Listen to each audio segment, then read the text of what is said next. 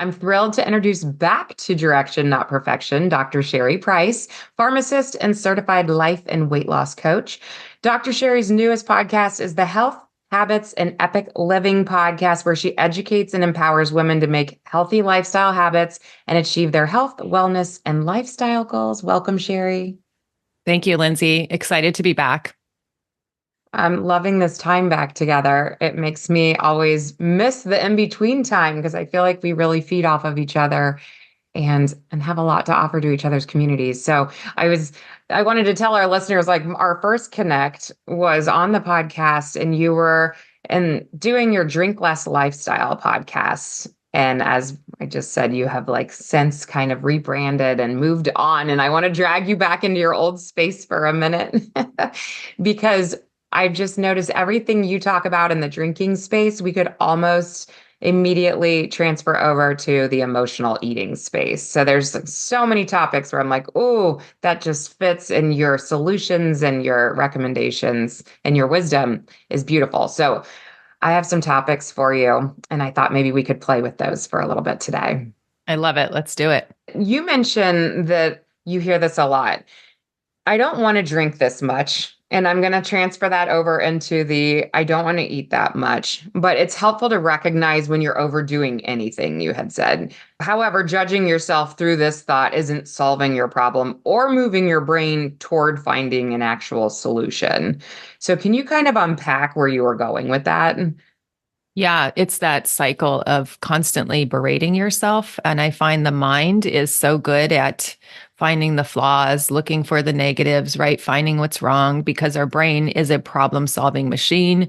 So it does have a tendency to look for problems.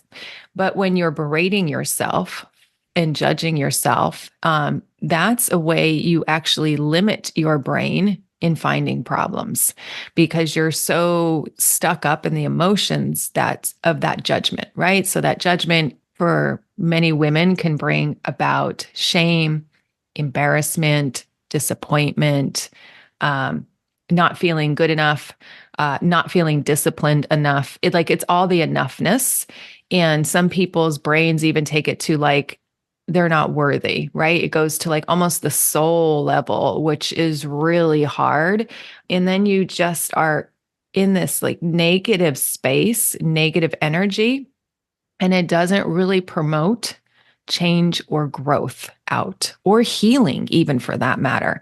So when you want to change and make that change, right? Having that level of that inner dictator, I call it, that just berating yourself and shaming yourself and beating yourself up for doing what you did, your brain may think that that's helpful because it's like, okay, I get it that I didn't enjoy this, or I didn't want to do this, but yet I did it. And that's the way sometimes we may be conditioned from our parents to think like, okay, I disappointed somebody in the past and I had to earn my way back to their approval, back to their love. And so I think weirdly, we do that to ourselves. But if you look at all the psychology research and what works, that is not the method that works. That is the method that keeps you stuck in the pattern, stuck in the emotions, and stuck with ruminating on how bad you are as a person. And the action does not make the person, right? So just because you took that action or did that behavior does not mean you're a bad person. And so we get stuck on the wrong problem, and we get stuck in this like self-loathing cycle. And I think that is more destructive. And then you're just feeling like, okay, I don't know what solutions exist because I tried one or two things or even three and they didn't work. Right. Let's go through an example. Give me something you've either said to yourself or you've heard your clients say that kind of Yeah. follows this exact Yes. So dialogue. yeah. So my example, when I was over drinking, I'd have a bottle of wine at night. And then beginning in that day, I was like, I'm not going to drink that much. I'm going to have one glass. Right. And then of course I overdrank, which means I just had more than I wanted to. and I had a whole bottle. And then the next day I'm sitting there, oh, why did I do that? I can't be trusted around alcohol. Maybe I do have to start not buying it. Maybe I have to get more serious about this. Why do I keep doing this? Now I have to take out the recyclables and hear all that ching, ching, ching, ching. And I feel so awful. I don't feel motivated. And I know I'm doing this to myself. And why do I keep doing this to myself? So that question, why do I keep doing this to myself? That's the berating question. That's the question that if you even answered it, wouldn't give you the answer out. That's not even helpful because it's focusing on you. Why do you keep doing this? And that's not going to be what leads to change. Even if you answered that, that's not what's going to be leading to change. So it's not even focusing on the right problem. Right. So it's asking the right questions, getting better Yes. about. Mhm. Yes. Yes. And if you can ask the right question in this non-judgmental space, not, you're a failure, you failed again, you're only looking at your failures, all of that just breeds like even more shame, even more guilt, even more disappointment in yourself.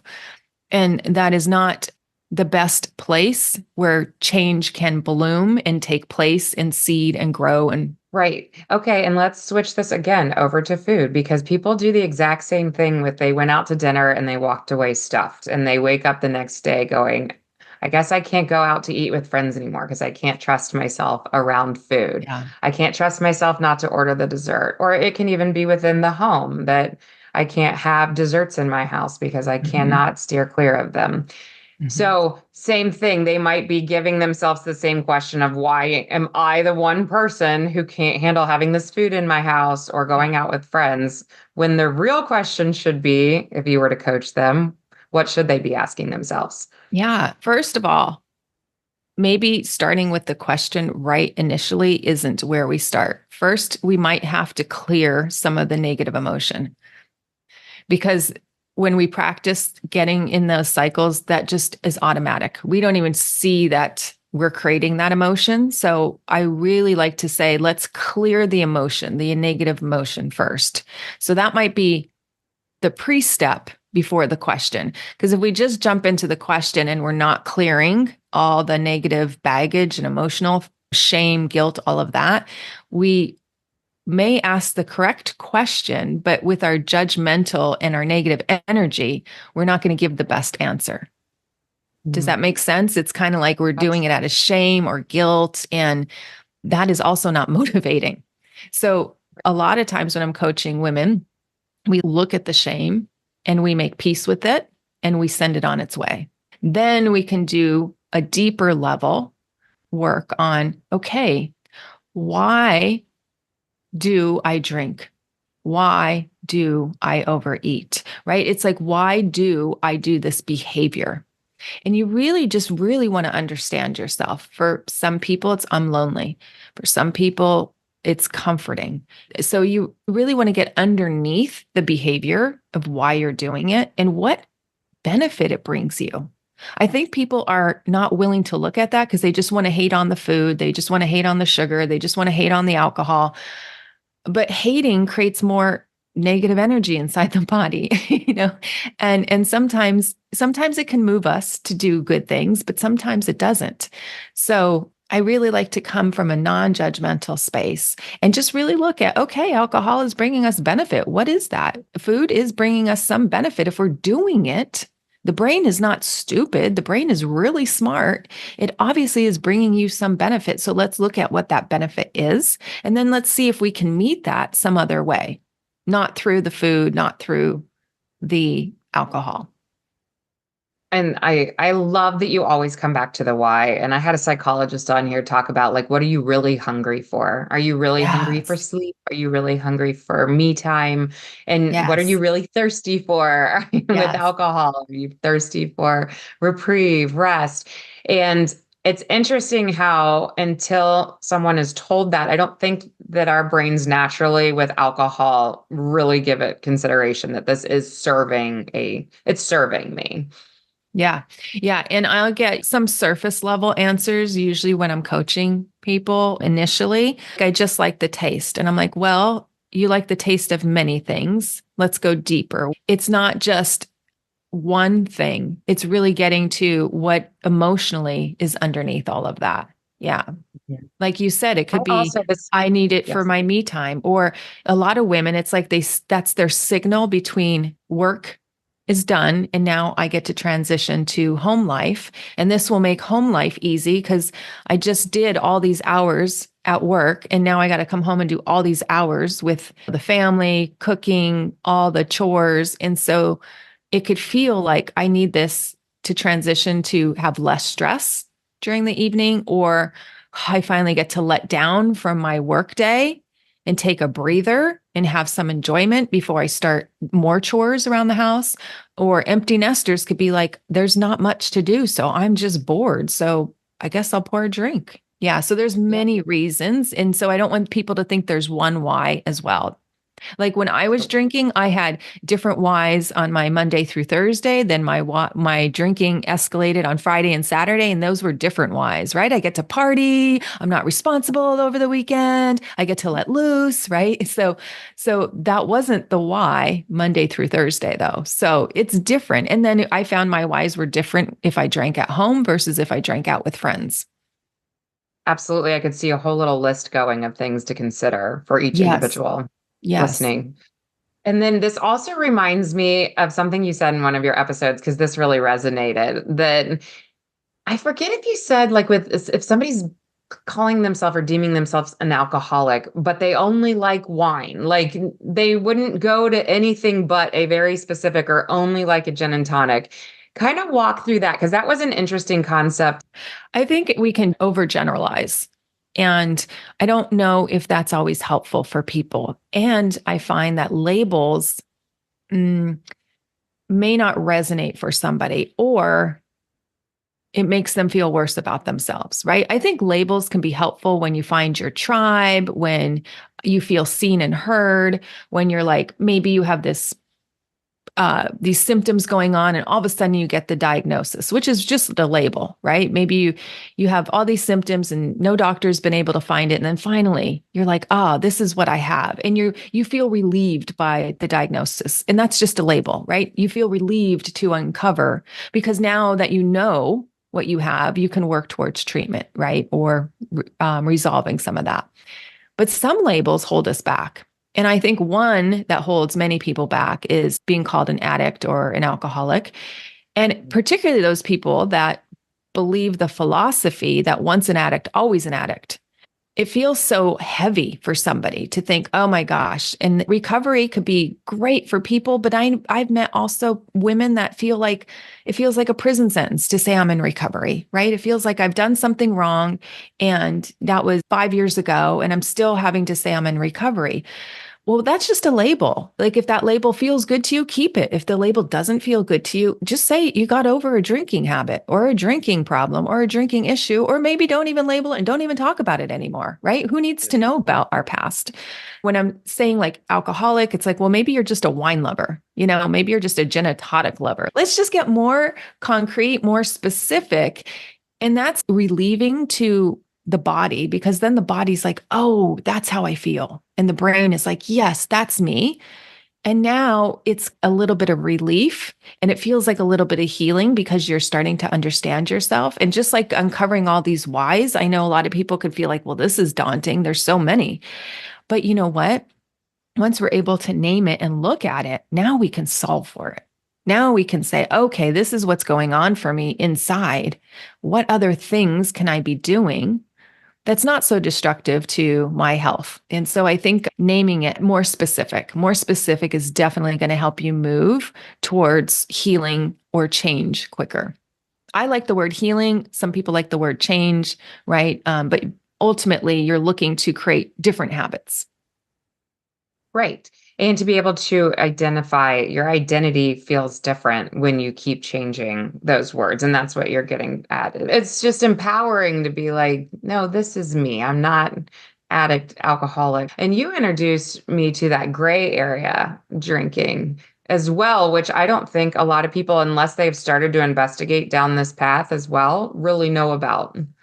Yeah. I found a TED talk on it, and I can't remember the lady who did the TED talk, but she was great. We only had you don't have diabetes or you have diabetes until I think 2013. The guidelines are saying now we're going to classify pre-diabetes. So it's like this gray area where your body's not able to handle the sugar and you are approaching where your pancreas is going to be overwhelmed and can't keep up with the sugar. And so you're going to be diabetic if we don't do something in this pre-diabetes. So I call it pre-diabetes, like that gray zone. And I'm like, oh, this is exactly where I am at with my drinking. I didn't feel the label of addict or alcoholic felt appropriate to me. And so I didn't like that label because it just didn't ring true. I felt it was more of just an overdrinking habit.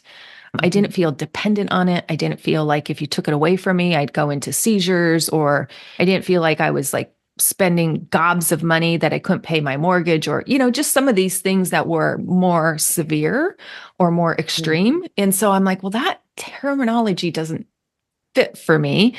And then when you look at ways to cut back, it's like, it's just cold turkey. And that's not what I wanted. I just wanted to drink less. So I'm like, okay, so where's the program for me? And then when I found somebody who used words, oh, that's exactly me. And I found a coach who said, you just want to stop over drinking. And I'm like, that's me. And so I signed up for her program because I was like, that's exactly what I want. I want to drink a little bit, like take it or leave it. And then, but definitely stop the over drinking because I know that is not serving me. And so I think finding this terminology, finding these words, right, to really uncover where you're at and then decide where you want to go. And sometimes the models out there in traditional medicine or conventional medicine or where you want to be or programs, you just got to keep searching for where you want to go. And I think it's super helpful to learn from somebody who's been there and can understand you and walk the path with you. Absolutely. Yes, which is like your community that you offer for your individuals is Yes. amazing because just even listening to certain things come from you today that I know listeners are going, oh my goodness, I felt that way. Oh my gosh, I can't believe she's like using those words. I would use those words. And I can only imagine your community is like that every day, that that person said what I was thinking today and is Yeah. giving me an idea for a solution, Yeah. which is And really so I love the group program work that we get to do because we get to learn we're not alone in our walk. I know as a healthcare practitioner, I couldn't see a mental health specialist. If that went on my medical record and that became discoverable, yeah. and I'm a pharmacist working with opioids and drugs, and Yeah. that might get me terminated. And I know a lot of other healthcare and other, military, like people, they can't seek traditional care because if it goes on their record, that could jeopardize everything they've worked for, their career, their livelihood, the way they make money. And so I think having programs like yours, like mine, where they could come and be confidential and nothing gets reported on their medical record and they can get themselves help to a better place, right? That's so valuable and so needed. And I don't think a lot of people give that a lot of thought. There are a lot of mental health practitioners out there, but not everybody feels safe to utilize their services. Yeah. I've heard that from multiple people. Yes. Yeah. So, oh, this is so good. Yeah. And then there's I, the okay. people, right, that I'm so in my shame or um, I just don't feel comfortable in a group. And so that's why, you and I have one-on-one programs, right? For the people that just feel safer and just want just that tender love and care with the one-on-one approach. And I think about that again back with food. It's such drinking, food, it's all just such a vulnerable place to be like, I need help. For whatever reason, I can be succeeding in all other areas of my life, but I cannot get this area under control. And so I actually just had a conversation with a client last week. And I said something about, thank you for like talking to me about that. And she was like, Lindsay, every time I show up to a session, it's like I'm standing naked in front of you. That's how vulnerable Oh, I feel every time I oh, do yeah, something. I was like, I yeah. know, and thank you. Like, I really appreciate, or else we don't make progress, right? Like, we need the vulnerability to really make the changes. But Yeah. Yeah. I say you can't go around the pain. You have to go into the pain and through it to the other side. There's no sidestepping it. You can only compartmentalize things for so long until they become bigger and bigger and bigger. And then all of a sudden your teacher arrives, right? You're listening to a podcast, you're, scrolling the internet and you're like, okay, this pain is getting bigger and bigger and I just can't ignore it anymore. And it's time to take care of it. Absolutely.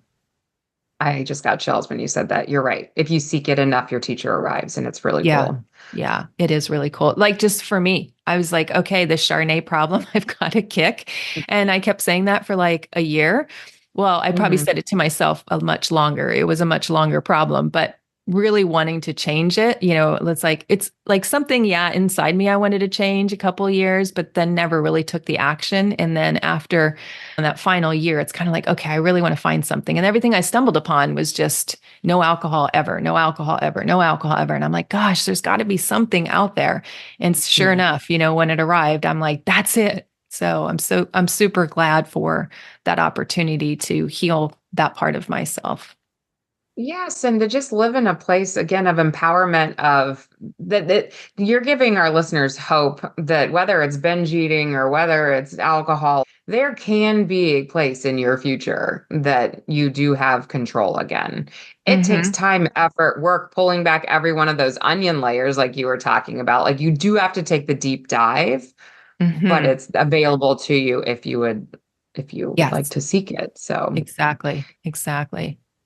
yes. All right. I'm going to throw another one at you. And you're so good, Sherry, that I need our listeners to know you were prepped with zero of these questions and you were able to just beautifully coach us through them. But you mentioned the number one reason why an individual stalls in drinking less, and that this is normal to stall on a journey. And Mm-hmm. it's Mm-hmm. like a rebound effect. You do well for a little and then you fall back into old habits. So, how do you change this cycle or stop stalling and starting and drinking and stopping? How does that Yeah. look?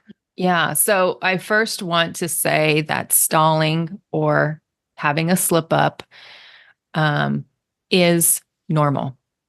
Mhm. I really want to say that because we start on a journey and we think we're going to do it perfectly.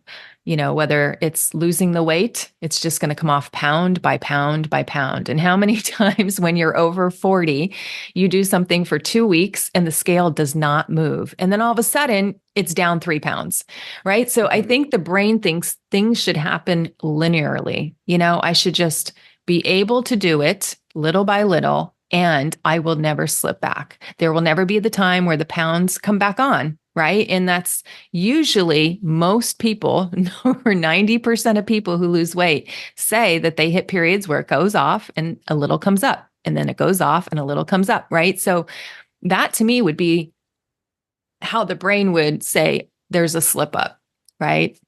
I don't love the word relapse, but I know that's a common word, but I just say it's a slip up, right? So I think those slip ups are very powerful or can be used very powerfully if you do the reflection. If you don't, it takes you into a different path, which is usually a downward spiral where you're like, screw it, you get the F it mentality and you stop trying or you give very little effort.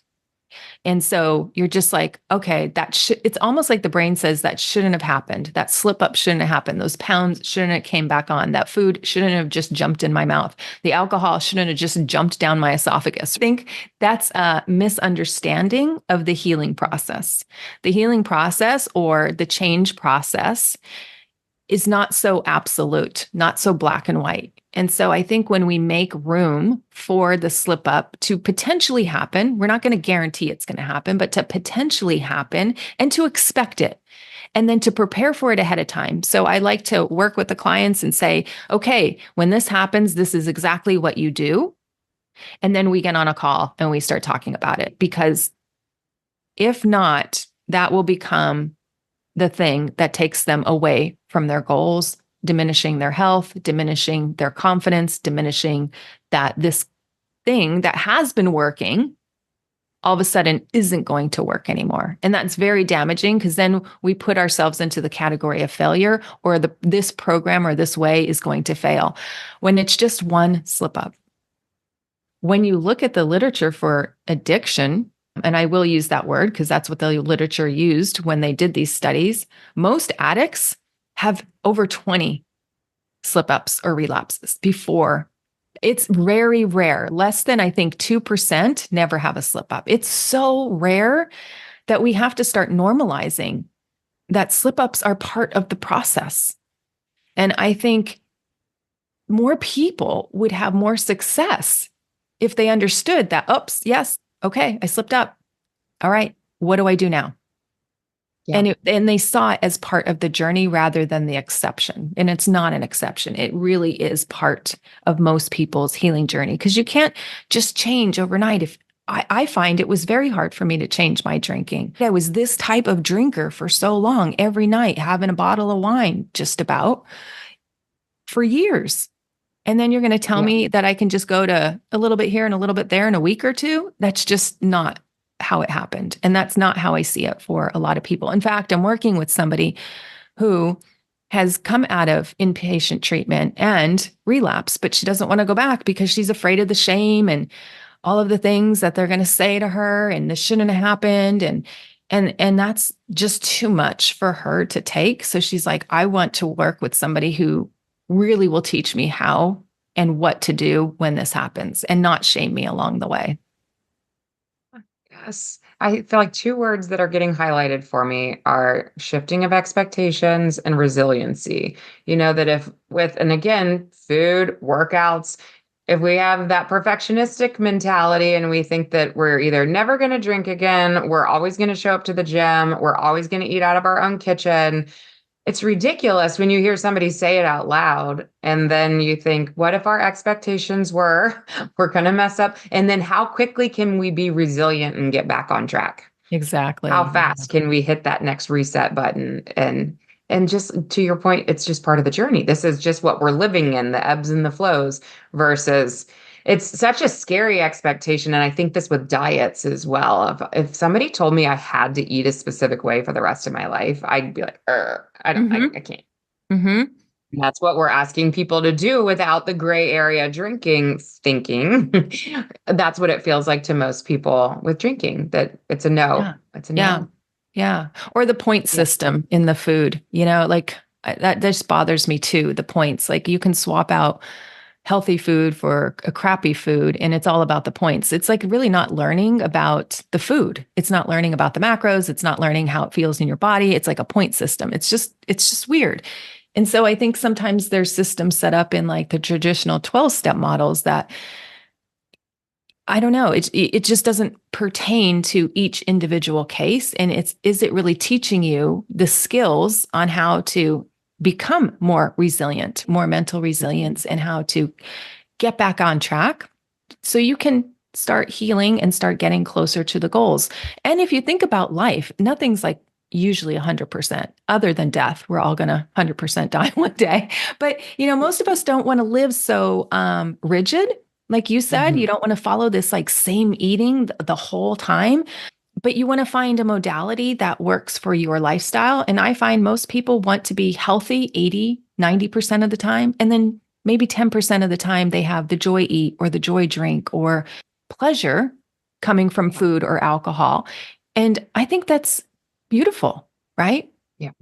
I don't Yeah. think you have to be this all or nothing all the time. Now, maybe with alcohol, there might be times where you need to be all or nothing, right? Like just nothing at all. I'm not saying that could apply to everybody, but I don't find that gray area drinkers generally are in that category. I think you gave a percentage with that at one point. Was it around 10% of people who like really cannot touch it? It really is According to or the am I just throwing CDC, that number? yeah, they Yeah. say, So, yeah, less than 10% are in that category that can't touch it ever again. Yeah. so and that's where I think it's so interesting, like this area that you've been living in with your clientele, that you really do find that most individuals who come to you are gray area drinkers. I've heard you say this, and I refer on when you feel that it needs more attention. Absolutely. Absolutely. Or they're doing me in tandem with something else, that they're working with. But just really getting them the right support so they could be successful. And, maybe it takes more than one person or one modality. And I'm totally open to that. And so, really investigating where they feel comfortable, where they're not going to be feeling worse about themselves, and putting them in supportive environments is really key. Right. Absolutely. Yeah, because And here's the yeah, thing. We have toxic independence here. Everybody thinks I could do it on my own, or read more books, listen to more podcasts. I got this. I could do this. I could do this. And I'm not saying don't listen to podcasts and don't read the books, but over time, if you're not noticing they are actually changing your behavior, then you may need more support. And I think getting that support, we do it for our kids. If they want to play sports, we get them a coach, right? If they want to be better at school, we get them a tutor. Like this is no different than, hey, I want to accomplish this. And then connecting with those people or those support groups that can get you there. right. Right. I love that you just transferred it over to kids. We're so fast to do things for our kids. Yeah. Get the one-on-one trainings. They're 80 Yes. bucks a tray, whatever. They need it, Right. The private and yeah. tutor. Yep. Yes. We love them so much that we want to see them Mhm. succeed. And I just say to anyone listening, love yourself that much to want to see yourself succeed. You know that I always ask, like, what do you hope our listeners hear from you today and summarize? But like that was it. Love Love yourself so yourself. much. Yeah, that Mhm. you're willing to invest time, energy, resources, what it takes to get to your success. Yes. Oh my goodness. That's so good. I want to hit one more topic because I think that this really transfers amazing over as well. But it's getting your drinking off of autopilot, your eating off of autopilot. You said a common comment from your clientele is when they say that they were just going to have one more glass of wine, but before they knew it, they'd finished the whole bottle. And I'm going to transfer that over into I was just going to have a bite of cake and then I ended up eating the whole piece. Or I was just going to bring in this one piece of candy for Halloween, and now I've eaten through the bag before it's even Halloween. Like this autopilot thing is real. What are some of your conversations around that? Yeah. So it's autopilot. I love that term. I also call it just habitual. It's almost like if you are, for me, engaged in conversation with friends and all of a sudden, like somebody bought another round and there's a drink in front of me and I'm just drinking it. I'm not even thinking like, oh, I only wanted one drink tonight. I'm so caught up in like what's going on around me or the people or the fun or the excitement or the stories. And I imagine food is the same way, right? You just get so caught up and you just nibble and keep going or keep going with your drinking. Yeah, that's pretty much unconscious drinking or unconscious eating. You're just on autopilot. It's just habitual. It's what you've done in the past. So your body just considers it normal. And so breaking that requires effort. And breaking that requires, you can bring in the term mindfulness. I know it's kind of overused. Some people think mindfulness is meditation, right? It's being present with yourself and keeping your highest priorities within your cognitive sphere. You're staying cognitive of it. So you're not becoming absent-minded, you're becoming more present-minded. And that is a skill, absolutely, that you can build. I think people think I either have it or I don't, and it's not Yeah, the case, right? I totally agree. Yes, this is just a skill. And I've become so skilled around alcohol that I feel like an alcohol ninja now. It feels so cool to say that. I can really stay present and now engage in conversation and think about, oh, am I going to drink again? And think about all the beautiful bottles over there and see it in not such a negative, evil way and be around it with confidence and trust myself and wake up the next day with energy and stuck to my word. And that is being a ninja because of skill. How do you get to be a black belt? Skill. Everything's skill and practice and practice and practice. And so, like you said, just around the cake and desserts, you can ninja that. I mean, you really can when you've got the right tools mentally and you're in the right mental space. I love the alcohol ninja, which brings up transfers nicely into did you almost get so good at this space that that was like the exciting piece of moving on to this new health and habits space and weight loss space? Was that kind of exciting to be like, I've almost mastered this space a little bit, time to shift over? Yeah. So there's a couple of reasons why I've shifted from drink less lifestyle into, I think it's a more global kind of um, thought process about it. Most women don't actually want to give up alcohol, right? They're like, I kind of like it, but I want to do a little less because I realize it's not benefiting me here. And the here is usually health, right? I'm not sleeping well. I'm getting in more fights. I'm not feeling good about myself. I'm a little bit more of an emotional when I'm with it. I want that last drink. Like I'll fight my husband and I'll be like, I want that last glass from that bottle. So they brings out characteristics in them that they're not liking. And so generally they're around health characteristics. So I just wanted to open up the conversation because there is more that we can do to embrace health that's also going to affect our relationship with alcohol. So, women say this and they experience this all the time. And I'm sure they say it to you when they start like working out or caring about the food that they're Mhm. eating and feeling like they're getting progress in that area. Guess what happens to their desire for alcohol? It starts to go down, right? So I wanted women to feel like we don't just have to come at the health perspective from alcohol right away. If you've got such a hold on it right now and it feels too scary or fearful to give that up or to drink less, maybe you want to come in and say, okay, I just want to lose a few pounds and I'm going through perimenopause or menopause and my body's starting to shift. My hormones are starting to shift. And I love learning about this stuff. So as I'm learning, I just want to keep sharing with women what is expected at what age and how things are shifting, and then how to prevent some of that from getting to be a bigger problem. So I wanted to do more fitness and more around food. So people could come and then if they still wanted to evaluate or reevaluate their drinking, that would be an option too. So just multiple ways to still better one's health. Because in the end, drinking habit, an overeating habit, right? That's still affecting our health outcomes, whether it's weight, whether it's how we feel about ourselves, mentally, emotionally, spiritually, right? This causes people to sometimes break spiritually as well. They're not knowing themselves, they're disconnecting with themselves, they don't know their purpose anymore. They're using food or alcohol to fulfill a deeper need in their life. And so just wanted to open up the conversation so they could come in at it wherever they need to on the spoke of that wheel for greater health. No, that was so well said. And it's so true. Everything overlaps and ripples in positive directions or negative directions. And Yeah.